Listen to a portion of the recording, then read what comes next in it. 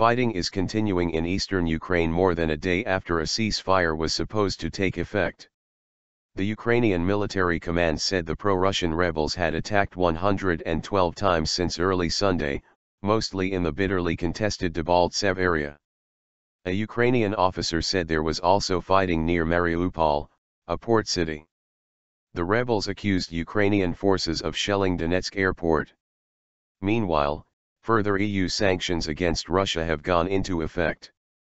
The new sanctions list targets 19 officials, most of them in the pro-Russian separatist strongholds of Donetsk and Luhansk, but also 2 Russian deputy defense ministers and a Russian celebrity singer and MP, Iosif Kobzon.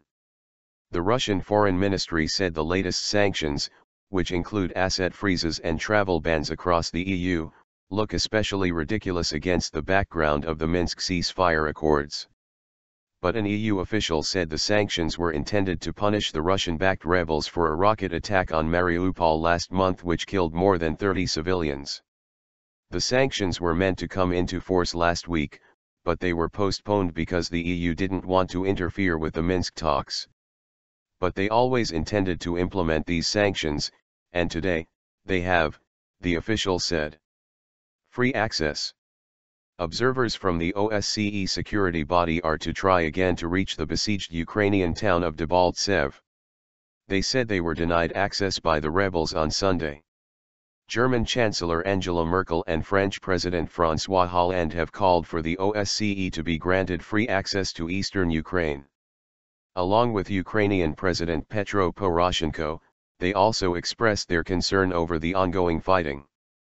In the past 24 hours, 5 Ukrainian soldiers died in fighting at Shirokine, near Mariupol, the Ukrainian military said. The rebels say they have Debaltseve encircled so it should be considered theirs. On Monday, rebel commanders said there were no grounds yet to withdraw heavy weapons from the combat zone. Rebel Defense Minister Vladimir Kononov said, "We will withdraw heavy weapons from the contact line if we get a definite sign that the Ukrainian side has started doing the same thing." On the Ukrainian side, a military spokesman quoted by Reuters news agency said there would be no withdrawal of heavy weapons yet because the rebels were violating the ceasefire. Buffer zones. Elsewhere on the front line, reports say the ceasefire has broadly been observed. But according to the Minsk agreement, reached last week, the ceasefire is only the first step. It should be followed on Monday by a withdrawal of heavy weapons, lasting 2 weeks, to create buffer zones 50 to 140 kilometers, 30 to 85 miles, wide. Analysts point out that previous ceasefires initially appeared to be holding but eventually failed, and say the next 48 hours are critical. Officials say more than 5,400 people have been killed since the conflict erupted in eastern Ukraine in April, but the UN believes the actual death toll to be much higher.